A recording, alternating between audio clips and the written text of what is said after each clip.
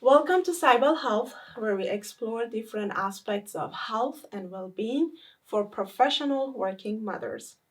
A study published in the Journal of Affective Disorders in 2022 suggests that women who present with a maladaptive form of perfectionism trait may be vulnerable to prenatal depression. Another study conducted in Australia, surveying 4,900 workers, resulted in finding that 33% of women in corporate places had high perfectionism scores compared to only 21% of men. Today, we are diving deep into a topic that affects so many of us in today's fast paced world: perfectionism. Have you ever felt like you're constantly chasing an impossible standard? Well, you're not alone. Joining us today is an incredible guest, Dr. Roni Khol, a seasoned psychologist with a passion for unraveling the complexities of perfectionism. Dr. Khol wrote his dissertation on the relationship between depression, perfectionism, and self complexity. Get ready to gain some invaluable insights and strategies to navigate this relentless pursuit of flawlessness. So, my question was that what is perfectionism and how is it different from the habit of improving and making things better? Where is the line? Yeah. Well, thank you for having me again. So, perfectionism, typically people define that as a desire to be perfect, right? To be flawless, to not make mistakes. And as we're going to talk about in a little bit, perfectionism can go a little bit too far at times. It can become sometimes something that's a bad thing, but it doesn't have to be. Like, perfectionism is kind of neutral. It's the act of trying to really get to like a really high standard. So, what is the definition of perfectionism and what different types of perfectionism are there? Yeah, so perfectionism, the definition of it is if you're trying to reach a standard, well, a really high standard. Mhm. If you define it literally, it's the standard of perfection, being flawless, not making any mistakes. And when we talk about the different types of perfectionism, it's a topic we could go quite deep into. I wrote my dissertation partly on the topic, and I spent maybe a few pages just talking about how many different constructs there are for perfectionism. Like, some people define it as self oriented perfectionism versus other oriented, meaning, are the perfectionistic standards coming from you or are they coming from external, like family or society? Um, but the place where the majority of the perfectionism community is kind of aligned is in two different types of perfectionism. So the first one is perfectionistic concerns. That's when a person is really, their experience of perfectionism is really dominated by having these really high standards and these kind of unrelenting standards. So if you don't meet it, you can't have any flexibility to be like, well, I really tried, but I couldn't. It's all like, it's all or nothing. I didn't do what I needed to do, so it's all bad. And another component of perfectionistic concerns is these are people who are really trying to avoid criticism and avoid the idea behind it is if I can be perfect enough, people can't criticize me, people can't get mad at me. So that's really what perfectionistic concerns is, and perfectionistic strivings, which people would argue that's the healthier version. Um, that's when a person is striving to be the best version of themselves they can be, and they still have high standards. They still push themselves to a really high extent, but they're not hard on themselves if they don't reach their goal. It's like they're like, okay, they can put things in perspective. And the other component to it too is that people that exhibit perfectionistic strivings, they enjoy the process in a way that perfectionistic concerns people don't. If you have perfectionistic concerns, you want an outcome and you're just trying to get there, and everything that gets in the way just feels like an obstacle. If you have perfectionistic strivings, you appreciate that, like, it's just all a process, and you're able to enjoy the process a little bit more too. What about reaching the goal? Are perfectionisms people able to enjoy it when they reach that high level of standard? Perfectionistic concerns Yes. people? Yeah. That's a great question. They are, and that's actually a double-edged sword. Because once you reach that outcome and it feels so great, but it only feels great because you reach the outcome, it's reinforcing that outcome-oriented thinking, which, it's great to reach goals, it really is, but so much of it is about people that really are able to sustain their perfectionism are people that are able to enjoy the process. And if you source so much of your gratification just in reaching the outcome, then it becomes tricky, because if you don't reach the outcome, that's the other side of it, then you beat yourself up about it, you feel like you're a failure. So it's good to reach goals, but it contains many. So pointing back to that statistics of survey in Australia, is there any difference in perfectionism among men versus women? Mm-hmm. With men, we find a lot more. Let me start the other way. With women, we find a lot more often that they exhibit perfectionistic concerns. That does differ culture to culture, but a lot of that, at least in America, which is where I found most of my research, women are socialized to be harder on themselves. We find that women have larger rates of internalizing disorders, meaning depression, anxiety, eating disorders. And men have more externalizing disorders, so substance use and like aggression-related disorders. And a lot of that is because of how we're socialized in this country. And as a result, you do see women, similar to anxiety, similar to depression, exhibit more of the perfectionistic concerns subtype. I don't think they found that there was an important distinction on perfectionistic strivings, though. I think there was about equal percentages of men and women that went for that. So that's interesting. And then on a more like practical level, so I'm going to use some anecdotal evidence here too. I think what I found really interesting in working with a lot of my perfectionistic clients, I found that a lot of times there is a lot of crossover in a way that you wouldn't expect. Like I have a lot of my male perfectionistic clients that work in, finance or tech. They'll tell me like about a lot of imposter syndrome, and they'll tell me about a lot of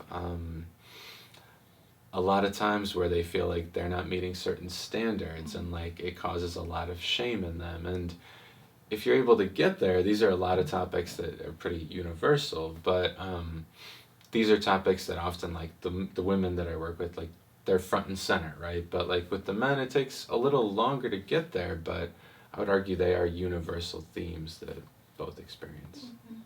Yeah, makes sense. How about our profession? Do you think that, or in your practice, have you seen that profession might be a factor? Well, I know you told me that you worked in machine learning. I have worked with some STEM folks myself. I find that it is different, the kind of perfectionism you see in certain STEM folks versus the type of perfectionism you see with like some of the more humanities people versus some of the perfectionism you see in like the business or finance world. It is the same phenomenon, but it does show up a little differently. I think some of the more interesting ways, my experience with STEM people is they tend to be very analytical. Surprise, right? And so much of that perfectionism that they show up with is like the kind of like the logical based perfectionism. Like I need to think through this. This needs to make sense, or else I can't move forward. A lot of them like think in terms of like formulas and equations and kind of like understanding the world through that more like logical analytical lens. And so a lot of times then the perfectionism will show up as resistance to doing things that they're ideologically opposed to. So it'll be like, I don't want to take on this project because I don't believe, I don't know the technical terms, but you can imagine, right? Yeah. Versus I've seen with some of the people more in the finance world or in the business world, and this is, I'm speculating here, but my hunch is that world is very cutthroat in a certain way, and so much of your job is that you're kind of telling people like, hey, take my suggestion. If my suggestion doesn't work, like I probably won't have your business anymore. there is this way in which perfectionism shows up in more of like a, how would I put this? In more of like a self-doubting, like kind of like you don't really trust in what you're doing type of way, an imposter syndrome type way that shows up more in people kind of like being timid or like having this like very strong false self. Like you feel like you have to be a certain way. You have to be strong and confident, and so it's hard to be yourself. Which is something that I don't think I see STEM folks struggle with as much, at least in terms of perfectionism. So yeah, I think profession plays a part in it. Okay, yeah, totally makes sense. Mm. From my personal experience, Mm-hmm. I feel like so many people that are in STEM, or specifically in engineering, because a lot of things that we do are towards improvements. Mm-hmm. So if we are seeing a flaw or something that's not working as it is supposed to be, Mm-hmm. and then we create a score to measure that, Mm-hmm. and then trying to make it perfect, get a better score, that Mm-hmm. I can see that comes to our life, and becomes a habit. Mm-hmm. Well, and what you're talking about is like, that's a perfect example, right? Because then you could easily take that same, I would call that like optimizing Right. mindset, and you apply it to all versions of life. And I have some clients, Exactly. some mothers actually, who are like, my kids are always telling me like back off. And I think a little, not that there's anything wrong with that, right? But like I think some of that comes from that. If you take that optimizing mindset and you generalize it, right, then it'll be like, hurry up, like go get ready, like, you know, like you kind of are like, you have a timeline for everything, it's organized, it's structured. Planning. Yeah. So that's a really great topic. That comes to my next question, was that how that perfectionism can impact our relationships at work, with our friends, with our family, children, as a mom. Yeah. So I think for this one, I would zoom out a little and I would just say, I think perfectionism impacts people universally by making them feel other. So it's like if you're being a perfectionist, what you're really doing is you're saying, I don't want people to see the true me, the me that makes mistakes, the me that is imperfect, the me that is human. And instead, you're like, I want to show you this other version of myself that's far more palatable or unrejectable. Like you can't reject me because I'm perfect in all these ways. And I think what that does in our relationships is it causes people to feel distant from us because they don't know the real us. They just know this version of us that we're presenting them to be safe, to protect ourselves.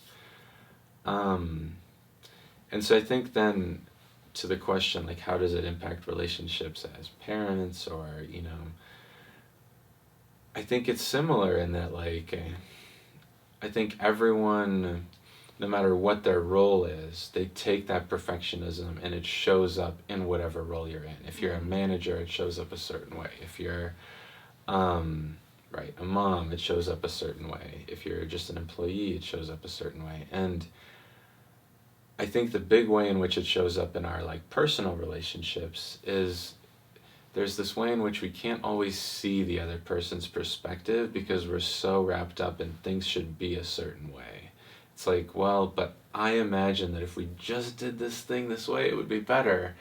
And what's lost in that is like there's so much internal chatter, but you're losing like, but other people would want to do it this other way, and you're losing the intersubjectivity of both people's experience. Instead of you're just so focused on I wish things were this way, and you're losing that things don't have to be any certain way. They can be however you choose them to be. And I assume that that impacts kind of their ability to do teamwork. So you mentioned boss. I once had a boss when I was in grad school that he had very high level of standard.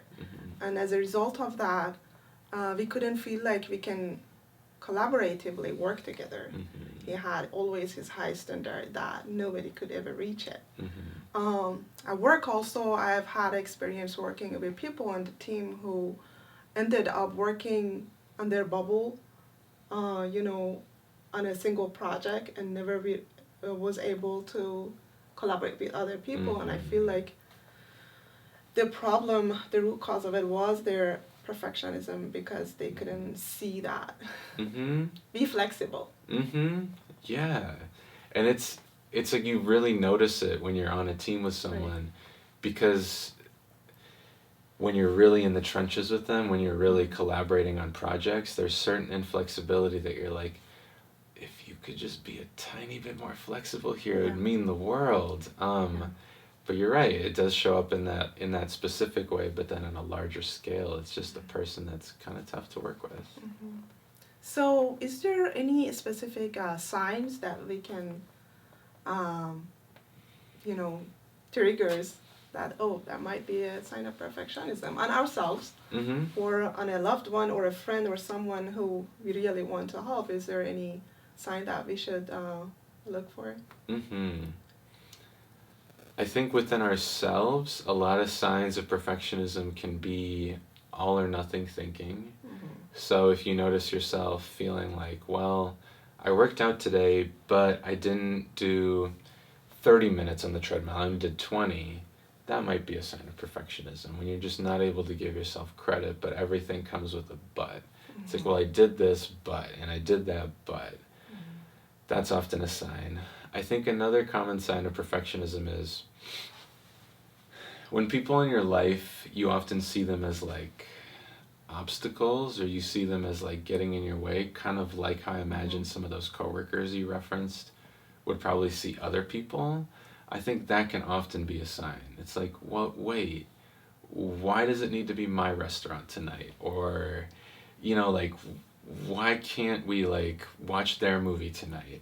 If you notice, there's a lot of rigidity around I Mm-hmm. want things my way. There's often a control too. Mm-hmm. That's often a really good sign of perfectionism. And it is interesting to think about within ourselves versus with others, because I think it is a little different.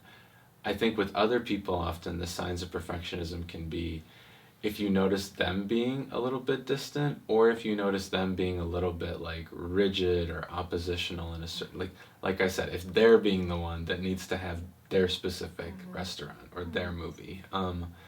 These are signs. And I think also like a sign that I often just tell people to watch out for in general, perfectionism is a response to stress, in my opinion, Mm-hmm. stress, anxiety, etc.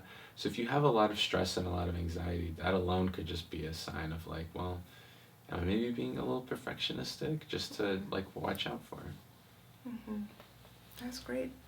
Um, so, what we can do about it if we see that in a loved one, Mm-hmm. how we can help, or if we see that in ourselves, is there any difference? Yeah, with obviously I am a therapist, so I would say therapy is always a great solution. And what you would do in therapy, there's a lot of different types, but just to tell you about one that I think is really interesting for perfectionism. So there's this therapy type called DBT, dialectical behavior therapy, and that's used for people with borderline personality disorder, people that have a really tough time regulating their emotions. But there's a different type now that's called RODBT, which is all about helping people open up. So people that are overregulated, helping them open up. And one of the things you do in RODBT is you help people um, make facial expressions that are uncomfortable for them. Mm-hmm. You help them like do the more suboptimal thing. It's kind of like exposure therapy for perfectionism, where you're like, here, do the thing that you don't want to do. Like, eat the food that you don't prefer. Like, like for those like teammates you're talking about, maybe an example could be like work on this project even if you don't see the point in it. It's helping people like overcome that perfectionism through force, and for some people that's really effective. For other people, I use an approach called depth therapy. So I work with people for a longer time and I try to get to root causes. A lot of times what you see perfectionism is like a response to really harsh parenting. Mm-hmm. The parent had these really high standards, and the child, poor kid, didn't want to be criticized, and so they were like, well, if I'm perfect then no one can criticize me. So therapy is definitely one for both self and others. And then I think another one is, I think I recommend perfectionists to just in general like be uncomfortable, be spontaneous. Like I think it's a pretty general piece of advice, but I think Perfectionism also is like just you when you want to be in your comfort zone all the time and you find really creative ways to do it, like those employees you mentioned, right? What they're doing is always being in their comfort zone, doing the kind of projects they like. In general, a good rule of thumb is like if you're doing something that makes you uncomfortable, you're probably overcoming your perfectionism in some way. Yeah, I noticed that they really don't like it to be called as a perfectionist. Well, sure. So directly like addressing that, Uh-huh. you know, as you mentioned that seeking therapy, how can I tell my friend that I think you have a perfectionism and need, and I think that it's better for you and for your children, definitely to seek therapy. She's like, I'm not a perfectionist. Yeah. So I was thinking, how can I indirectly help her and coach her toward the right direction to take the right actions? Yeah, well, you're not that different from a therapist in some ways because so often we'll tell our clients, like, hey, I think that this is a thing. And they'll be Right. like, no, I don't think so. No, you're wrong. Yeah. And I think it's similar in the friend role, it's similar in the therapist role, where it's like you can't rush people to a conclusion. And I think in a lot of ways, if you want to be clever about it, maybe one thing you could do is you could try to maybe just ask them, like, like where do you think that comes from? Maybe if you even know where it comes from, it can be good to just be a little clueless sometimes and be like, that's so weird. It's almost like you have really high standards for yourself. Yeah. And kind of just help them get there themselves. Yeah. I can open up about my personal story. My mom has some level of perfectionism when it comes to making everything clean. And then when we say that this is not normal, she's like, no, you guys are so messy. That's not my problem. That's all of your problem. So it's like, and I see that in female more than, in women more than men. Sure. Is there any like biological aspect or factor to it? Surprisingly, I see that women, even in my friends or, other people around me, I see that women are more toward like organizing, planning, cleaning, and they don't, again, my mom would hire cleaners, but she would clean again afterwards. Wow. Because that was not up to her standard. Wow, not even the cleaners. No. And I've seen that, like people either don't hire any cleaners and they do everything by themselves, spend the whole weekend cleaning every spot. Or even if they come, they are working alongside them or they are doing everything again. So I was wondering, is there like from a woman perspective, and I feel like especially with having kids, things can get more intense. Have you ever like read any study about it or any experience with that? Yeah, like just the gender difference you're talking The about? gender difference, but also when they become a mom, like for example, women when they become a mom, is that like that factor of now being a mom and being responsible for another human. Does that lead to perfectionism? That's an interesting question. I'm not sure I ever came across research for that. Where my mind went to when you were saying it is my wife, she went through this exact thing herself where, well, she found a lot of comfort in cleaning too. Right. Like there's a soothing aspect to it. But then she also found that she was spending too much time doing it. And so I kind of did see her go through it. So I can definitely relate to what you're talking about. I don't know that there's a biological difference. There perhaps could be, because what you're talking about is like women are, they're being able to have children kind of like maybe biologically predisposed in some ways to be more responsible. I could see that. But I think more than anything, so much of it is, again, how we're socialized as like people across so many cultures, like women tend to be the maternal figure, right? The caregiver, the person around the house. Thankfully, that's starting to change, and women are starting to have more equality in roles. But still, across so many cultures, that tends to be the case. My guess would be that that's part of why. And to your point about the specificity of like people, women specifically, often being like, well, like either cleaning after the house cleaner or needing to clean themselves. I think part of what's important about that is like we all find our ways of coping with stress, and maybe I'm gonna use my wife a bit as an example.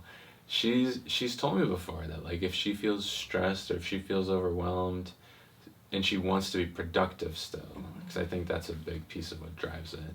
She's like, it's great to just get the vacuum and like, and I can, on a psychological level, I can kind of get it too, because it's like you want to be effective. That's part of perfectionism.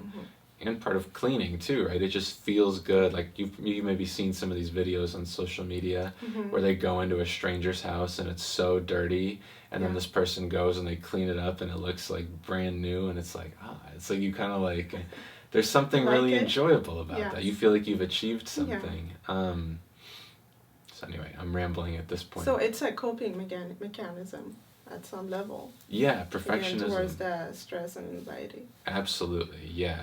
Cleaning is, or cleaning can become one. But yeah, perfectionism is kind of its own coping mechanism too. It's interesting you said that. I'll do baking. Yeah, you like to bake? I like to bake, and when I am at a point that it's too much stress I cannot bear, I start baking. Do you feel and that like for some reason it calms me down. do you feel like you can kind of turn your brain off when you do it? Yes, because when I'm baking I'm not thinking about anything else. And then afterwards it turns out to be a good pastry. Everybody likes it. That's a kind of a rewarding mechanism, I think. Yeah, definitely. And probably for yourself too. You probably like what you bake, I assume. I mean, yeah, but I feel like, but that's very interesting. I've always been thinking about it. How is that baking, which is not easy, but it still, keeps me away from thinking about all the stressors that I've been thinking about it. So it has become my coping mechanism for stress. Yeah, there could be worse ones. It seems like a pretty healthy one. Yeah, that's a good one. So you mentioned that they have a high standard and they cannot bear to see like a flaw. How does the idea of flaw or a flaw state relate to perfectionism? Flow you're talking about? Yes. Yeah. So flow, just to give people an idea if they don't know. So flow was created by this researcher at the University of Kansas called Mihail Csikszentmihalyi, a complicated name. But I believe he was the one that created it. So flow is this idea that you're reaching a place where you have a really high challenge, let's say like 90% of what like you could do. It's not overwhelming, but it's right there.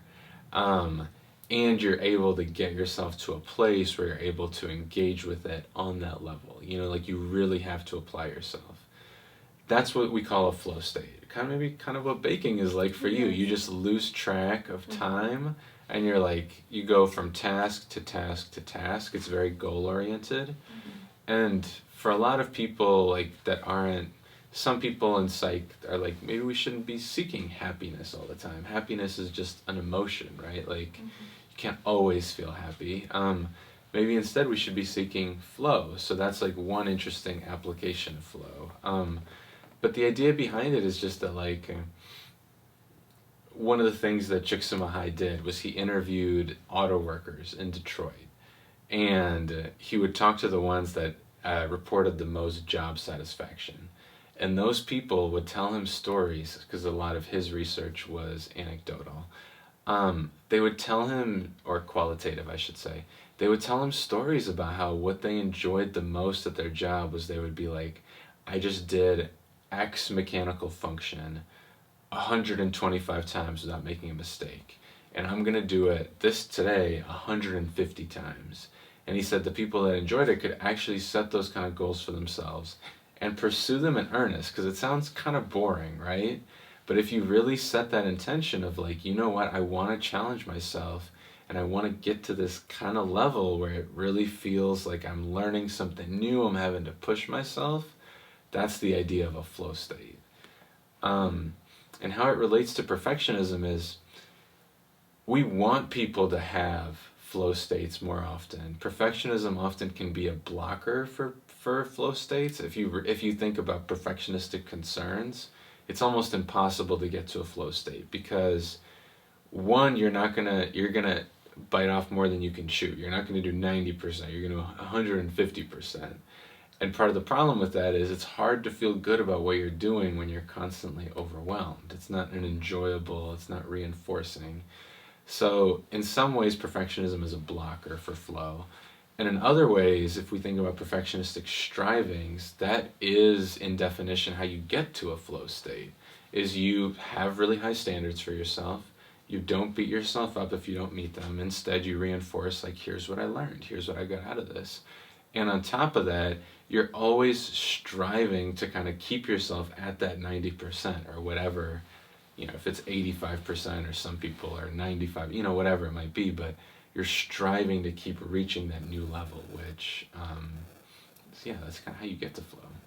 So is it like bringing the level of standard, whatever it is, lower? So instead of 100% making 99.6%, for example, and then still do the same thing and increase it, or? With perfectionistic strivings, it's perhaps lowering the standard a little, but instead it's more like, it's like, how can I give 100% of myself to this 90%, if that makes sense? It's like, I'm really interested in weight training. And one thing that you see happen sometimes is like people will do all sorts of differences in terms of like reps. It's like, do you want to do the 1 rep max where you're doing the absolute most amount of weight that you can do? Do you want to do 4 reps where it's like a small amount but you're still challenging? Or do you want to do 8 to 10 where you're doing it more for like volume and you're for definition? And there's no like right way to do it, but if you're doing the 1 rep max all the time, like that's just, it's not good for your health, right? Like, right. And I think in some ways it has to be around reframing. I don't need to do the 100% all the time. I need to devote myself 100% to whatever I decide. And the goal needs to be something I can bite off. That's really interesting.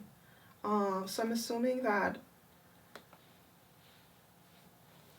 level of, if we can implement flow, or if people who have perfectionistic concern can implement the flow, then that would be a kind of a coping mechanism to divert it from being a very high level of standards to make it as a kind of stress relief. Yeah, absolutely. Because I think if I keep going with the weightlifting example, a perfectionistic concerns person would be like, well, I need to keep improving every week. I need to be going up 5 or 10 pounds every week. And you can when you first start lifting, but then eventually after, like, you're going to plateau. Like, you can't keep going that fast. And that's the kind of moment of truth that we're talking about, is like, can you adjust in that moment and be like, well, okay, so now that I've plateaued, let me try and get there more slowly. Or are you going to keep that standard and keep getting frustrated with yourself when you don't add another 5 pounds each week? Or are you going to push yourself to the point of injury, like AKA burnout, if you keep pushing yourself that hard? So I think it can definitely, for perfectionistic concerns people, if they're able to reframe the goal, and if they're able to almost like to push the perfectionism in a good direction, then it really can act as a coping mechanism, and they can start to change their whole paradigm. They can see, oh, it's really enjoyable to give 100% of myself to 80% of this task, rather than needing to give 100% of myself to 100% of the things that I do. Yeah. So you mentioned that can be like being up to that improvement all the time. Result burnout. So can you like elaborate more on that how perfectionism can result burnout? Well, I think in this one it's both of them lead to burnout, concerns and strivings. But concerns, the way that leads to burnout is, as you can imagine, let's just imagine there's person, a woman named Susie, a mother named Susie. And Susie is one of these people who holds herself to a really high standard. Even if her manager doesn't assign her something, if she thinks it needs to get done, it gets done. And let's say that even when people give Susie credit, like she has a really hard time taking it in and accepting it and being like, well, I did enough. For her, it's never enough because she always focuses on, well, I could have done this and I could have done that. She sees all the holes, all the shortcomings. And I think part of what's tough with that framework is eventually if you see all the holes, I call these people in my practice gap fillers. If you're filling every gap, you're gonna get burnt out because if you're in any organization, there's gonna be a lot of gaps. Like it's just natural, right? Like when humans work together, it's very natural that someone is gonna be leaving some gap because not everyone can be super conscientious and responsible. And so if you're the person that's filling the gaps, inevitably you're going to get burnt out because there's too many gaps to fill. And the other part of burnout is you're not really honoring yourself when you're burning yourself out. And perfectionism in that way is the same thing. If you're pushing yourself to that high standard and you're doing other people's work for them, or you're doing work that's like higher level than what you're getting paid for consistently over time, then you're not really honoring yourself either, and that's a different type of burnout, right? That's like almost a spiritual or a different type of burnout, but all of that really adds up. And so I think one thing people don't understand with burnout is people think it's like, oh yeah, I was having a great 6 months at work, and then in month 7 I hit burnout, and it's like, no, there's been burnout is an accumulation of all sorts of like little moments that we have throughout our day where we're deciding, do I want to have boundaries here or no? Do I want to be clear in my communication, or do I want to be a little wishy-washy to make sure I don't hurt anyone's feelings? All of these things accumulate and lead to burnout. It's just you see the final result when someone's that overwhelmed that they're crying or having panic attacks or needing to take a leave of absence. That's like what I tell people is like you don't focus on like how the what's it called, the roller coaster is going all the way up. You just focus right here because that's when you really notice like, oh shit. Right. Yeah. I always have this example to my friends who I see a little sign of perfectionism is that the world is built on the basis of imperfectionism. So nothing is perfect in the whole world, and you cannot make anything perfect. Yeah. So if you have that attitude toward the world, you are walking in the opposite direction of the flow of the whole world. Yeah. And no wonder why that can become a burnout, because it's like swimming on the opposite direction of the river. Yeah, especially in the Bay Area where we live, where there's so many amazing, high-achieving people here. It can feel really isolating to have that attitude that you're talking about. Yes, exactly. Is there a correlation between success and perfectionism? And is there any relationship? Yeah, so I never found any official studies when I looked at it. I think it'd probably be a little bit too hard to operationalize. But my hunch, my belief is that one of the problems with perfectionism and one of the reasons why perfectionists have such a hard time giving it up is especially in our hyper-capitalist society. Like, perfectionism is great for that. It's tailor-made for it. If you're organized, if you're precise, if you produce really high-quality work, if you're driven to keep learning and keep adding skill sets, that's tailor-made. Like, Silicon Valley hears that and they're like, that's wonderful. Like, that's exactly what we want. And so I think that's one problem with it is like sometimes that having that perfectionism can be beneficial for work, but it's not beneficial for our lives. You've referenced, I think, like what that can do to our relationships. Like if you're, just getting off work at 7 p.m. every day and you're going at 7, like that's really damaging to not be able to see your family. It's like a lot of moments that you're missing out on.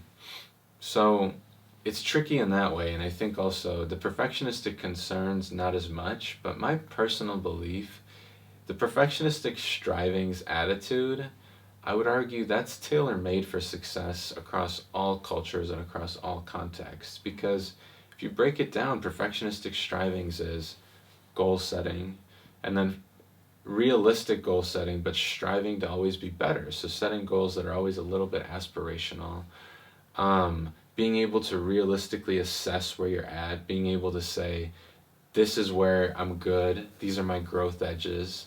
That's universally beneficial, I believe. And just kind of like finding joy in the process. That's also so universally beneficial, because if you can find joy in the process, you can enjoy just about anything.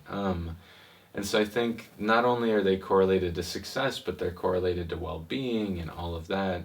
But success specifically, because if you have, like we said, that attitude of, I want to grow, I want to learn, I'm able to enjoy my like achievements, but I'm still hungry, like I want to keep going. I think that that attitude is really built towards success, and especially the difference again between strivings and concerns. Not taking your failures personally is huge for being able to be successful. If you feel like your failures define you, or if you feel like your failures are some sign of a deeper thing about you as a human, you're gonna not go for those things. If you instead feel like, well, I failed because of X, Y, and Z, if you're able to accurately diagnose it and make it less personal, but just here's what happened, then you have a really different outcome.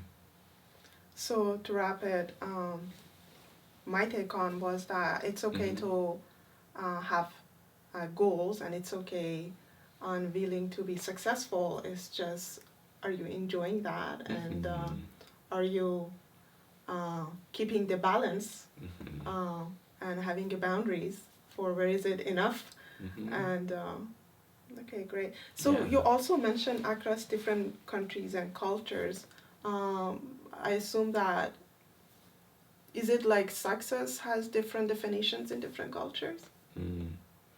I'd say so, yeah. I mean, even if you look at the amount of billionaires in other countries, or if you look at just different work cultures, I'm thinking of the times that I've spent in Mexico, or the time that I've spent in Italy or Spain, where they're taking siestas all the time. Which, not to laugh at, that's like, in my opinion, the totally legitimate way to work. If you want to take breaks in between, who's to say that's better than the Pomodoro method or something, you know? Like, it's all relative, and it's all based on, I love your last point where you're saying that the definition of success should be personal. It shouldn't be necessarily always societal.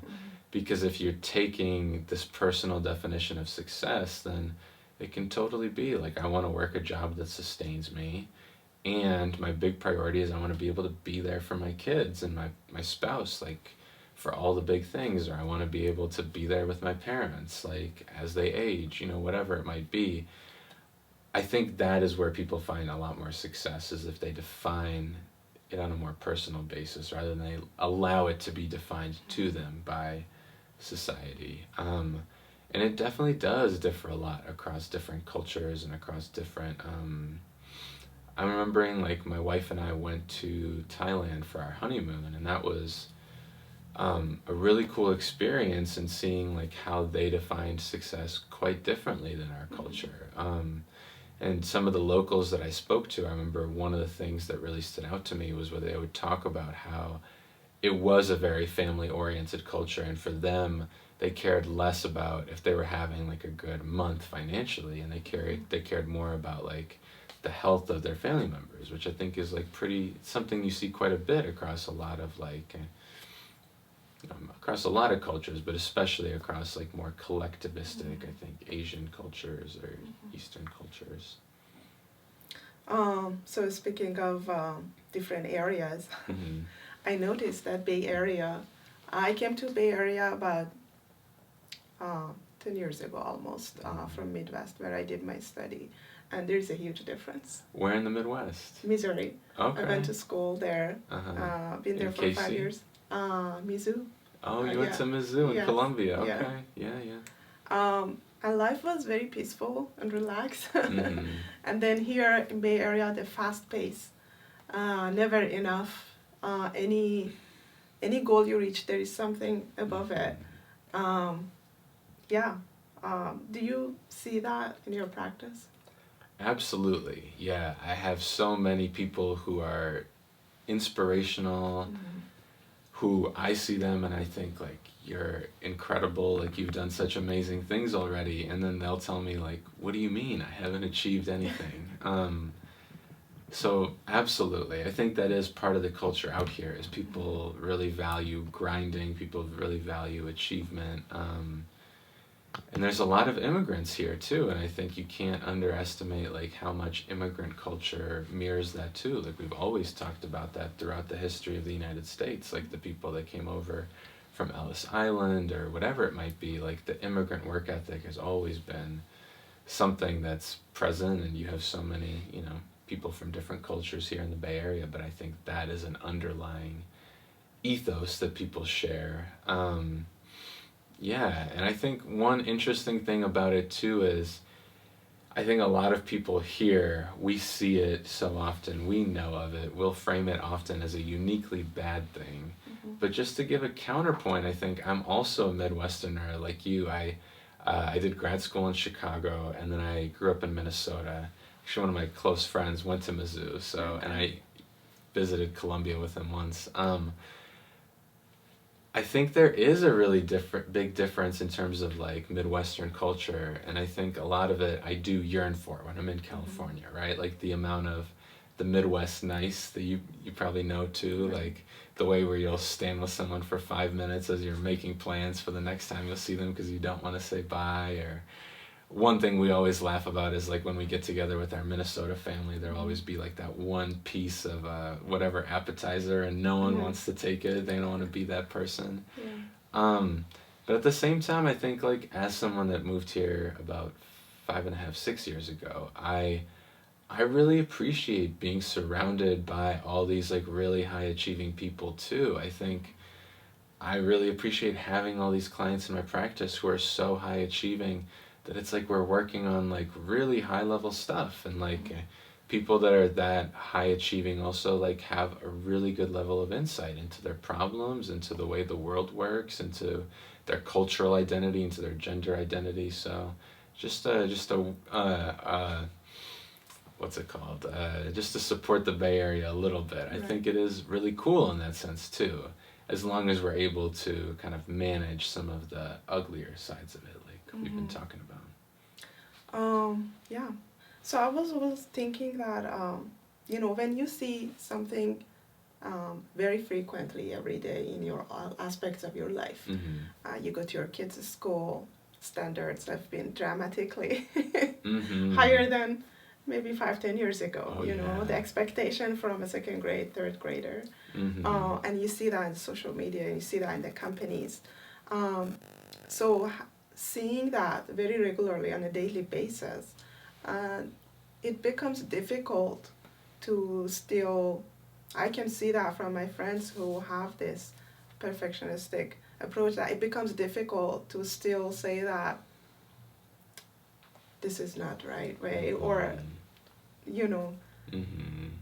could be different. How do you suggest that people can still, come to themselves and get a peace with themselves, and this is what I want to be, not what the society defines? I mean, that's a great question. That's a big question. I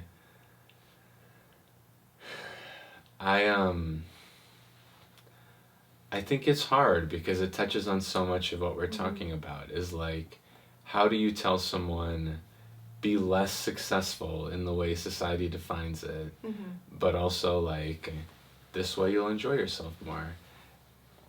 I think it requires a leap of faith for a lot of people that they're not willing to make, and I think what it really requires, so like if we're talking on like like the core level, What it really requires is for them to have a different experience. They need to see what it's like to not be so hyper organized and to not be so successful, and to just see, oh wow, this other thing actually does mean so much to me. So some people find it, I think, with parenthood. Some people find it with um, sabbaticals, going on vacations. And a lot of people, unfortunately, find this kind of new meaning or this redefinition of their values. They find it a lot of times after like bad things happen, after they get injured, or after they lose someone important in their lives. I think that is often a time where we're like, whoa, I cared so much about this thing, but why? Like, all this other stuff is so much more important. I think those of us who have lost someone, like you, almost that's like a universal experience, right? Is you're like, why didn't I spend more time with them? Why was I so focused on X and Y and Z? I think those are the hooks. I think those are the ways, but you can't force it, right? It just has No, to yeah. happen. So the whole idea of wellness and well-being, I think from the Cybal Health is to encourage people to be more um, proactive rather than reactive, instead of waiting for an event, sometimes major, to happen and then react. How we can raise awareness, and that's why you're doing all of these podcasts, to raise awareness that things can get bad, and there are some areas in our life that's become a normal, but it's not a good normal, such as perfectionism, and how we can educate people to notice it and then start taking action, so being more proactive. Yeah. Yeah, I think I really am impressed with your organization, the kind of holistic lens that you have on it. I think that's really great. And I think that what you're talking about there too, more of like like a proactive approach, or I'm trying to preventative, like that's another way of thinking of it. I think that's great, because I think that's what it's all about. Like that's what I think the medical system is trending towards too, is like, how can we develop enough awareness of all these things that we're just lowering the likelihood of it happening, instead of having to. That was the whole problem with COVID, is like the hospitals were getting overwhelmed with the amount of patients, and we couldn't handle it because there wasn't enough preventative measures that were being taken to prevent the hospitals from being flooded. So I think in general, I love that, and I think that that's so important, to take that approach of kind of like we're talking about with perfectionistic strivings, right? Like being able to realistically assess, where am I good, where do I have to grow, and taking that kind of like stepwise approach. And I think that's what being preventative really is like just turning everything into a strength, in a way. Yeah, I love that. Is there different types of perfectionism, and do these labels hold up still? So there are, in terms of, so we talked about the other versus self-oriented. We've talked a lot about perfectionistic concerns versus perfectionistic strivings. One that was more prominent in the literature was, they would define it as adaptive versus maladaptive. And then that got axed because I think people thought there was too much of a value judgment placed on it. Like it's like almost like this one is bad and this one is good. And so that one didn't really hold up. I find the problem is there are different ways of thinking about it, but really perfectionistic concerns and strivings, I think I saw a factor analysis on it, and it captured those two labels, captured I think like, I can't remember what the percent was, but a significant chunk of the covariance of the construct in the first place, translated in a normal people language, meaning it basically captures a lot of the perfectionism construct. So I think a lot of perfectionism research, as far as I remember, really does kind of just really center on those two ideas: perfectionistic concerns and perfectionistic striving. And then, can they show up in our motherhood? Lots of our audience are moms. Mm-hmm.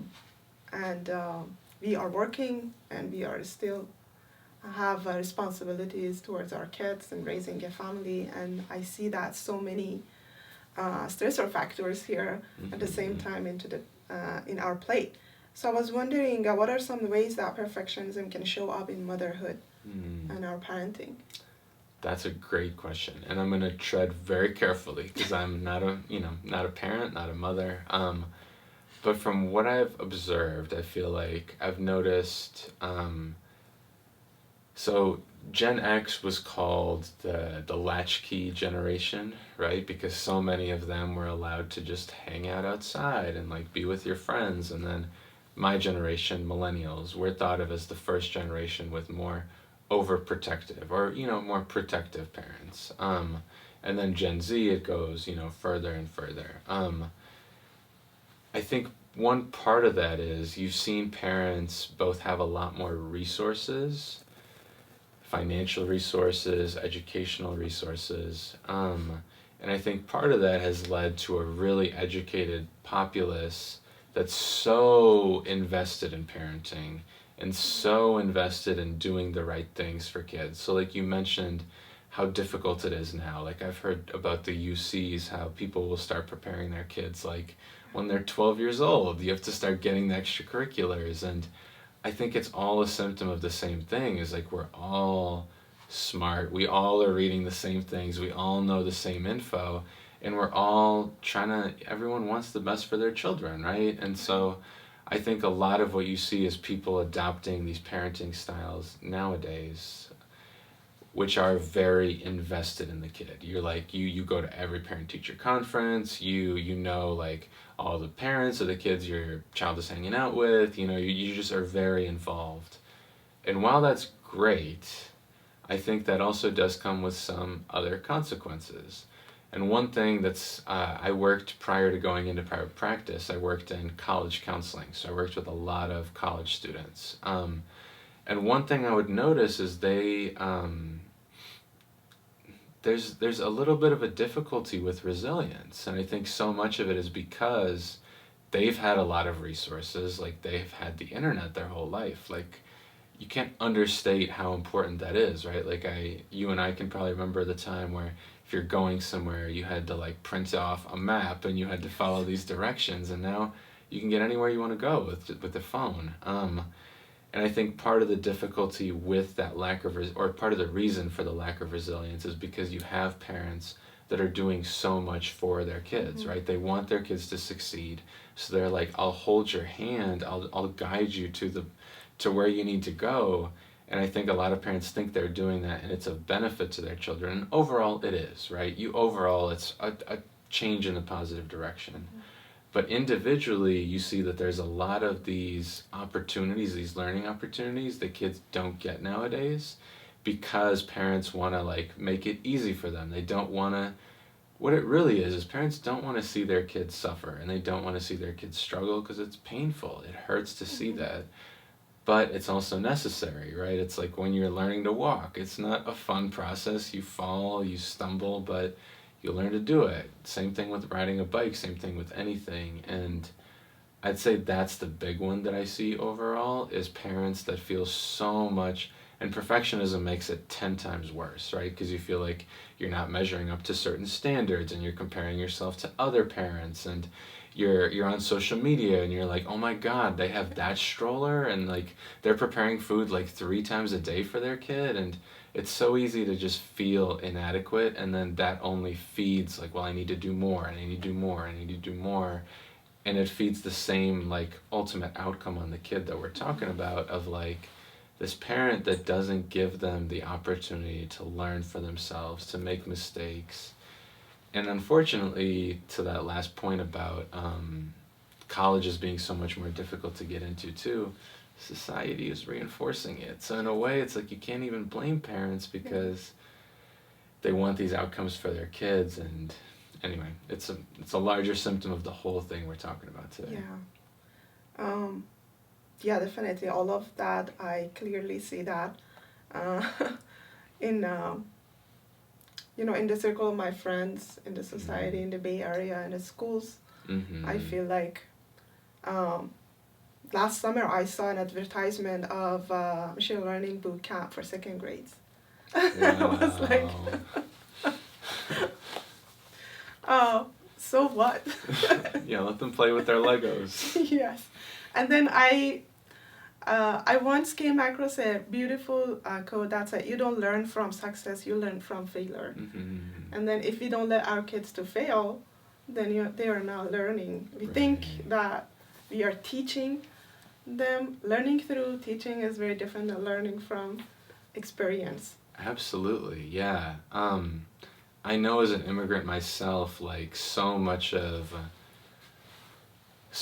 what I look back on now and feel like I'm really actually grateful for. I wish I would have had a little bit more support, as I think most immigrants do, because you don't understand how things work until you get older. But I think one thing that I'm really grateful for is like I had parents that really just let me figure things out in a lot of ways for myself.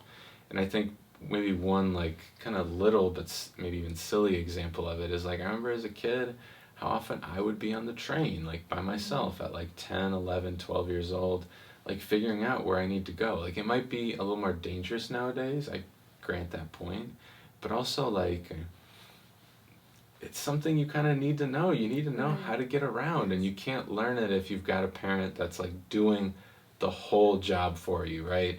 Taking your hand, doing like the thing on the BART printer, getting into the car, then you're like okay, we're getting off at this stop. It's not the same experience, which is Mm-hmm. exactly Mm-hmm. what you're saying. You kind of have to do it for yourself to get the full value out of it. Yeah. So I'm curious to know that perfectionism can create a lot of other mental issues, for example, anxiety, depression. That could be also the underlying reason for Mm-hmm. perfectionism, but also burnout. Mm-hmm. So I'm wondering, especially for mothers, because um, most of the time, not 100%, but most of the time, the bonding and relationship, especially young kids have with their moms, is Mm-hmm. more than, you know, the relationship with their father. So I was Mm-hmm. wondering if the mom has perfectionism Mm-hmm. and is under a lot of stress because of that and burnout, how is that impacting the mental health of her children? That is a phenomenal question. I think you could think about it in a lot of different ways. So for me, I mentioned that I practice depth therapy. Mm-hmm. A lot of how I think about things is about attachment. And what we're talking about there is like how does it impact the mother's attachment to the child if the mother has perfectionism and a lot of their own stress. And I think the kid notices everything. Kids are sponges. They're so perceptive, and understandably, right? They're perceptive because their survival depends on this other person. They can't Mm-hmm. take care of themselves yet. Um, and so I think for one, it's like kids notice everything. So if the mother is stressed, if the mother is anxious, the kid could respond to that in any number of ways. A lot of that depends on their personality, on their disposition. But let's say you have a kid that's like a little shy. If they notice their mom is anxious, maybe they don't ask that much of their mom. And if they're like a baby, that might mean like not asking to be breastfed, like through crying as much as like they otherwise would. Or if they're a little bit older, that can mean like being more independent and not asking for like playtime and not asking for maybe help with like assignments from daycare or kindergarten.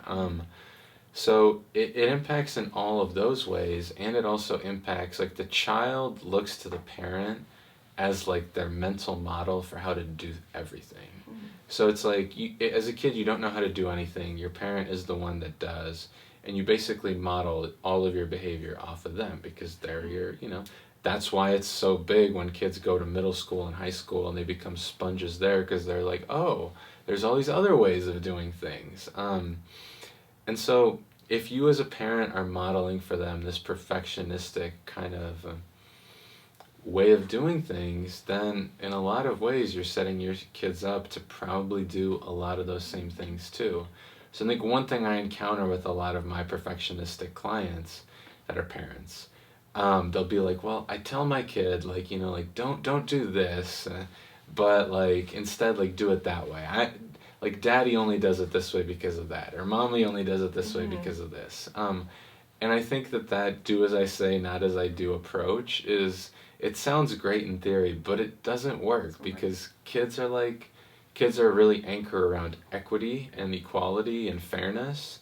And if something doesn't make sense to them like that, then they're not going to listen. They're going to follow it if it makes sense to them logically. And they can pick up that that's not quite very fair.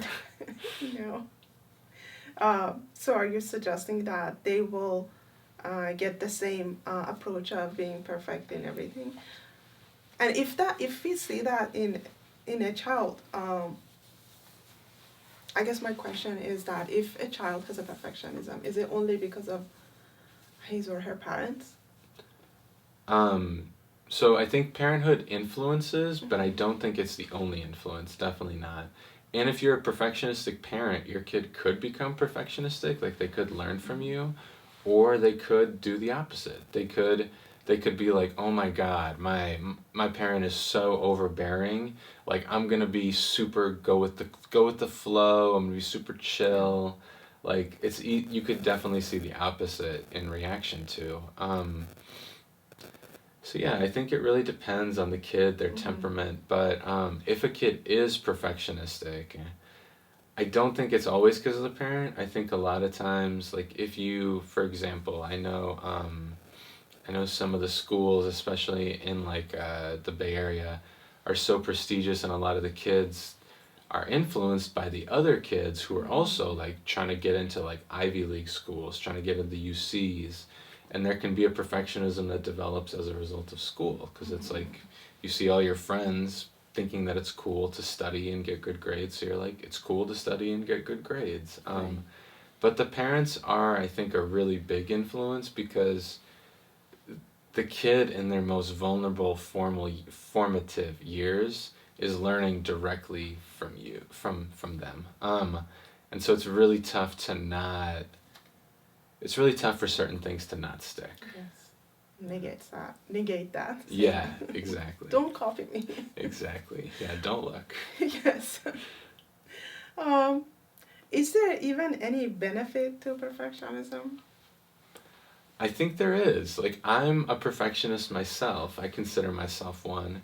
And I feel like I try to look at it like the benefit of my perfectionism is I feel like I am really like making the most of life in some ways, or I feel like I'm taking advantage of opportunities. I'm trying to embody that striving mindset in some ways to say yes to things that are scary and that will push me, and also to be able to realistically assess like this is what I'm good at, this is where I struggle.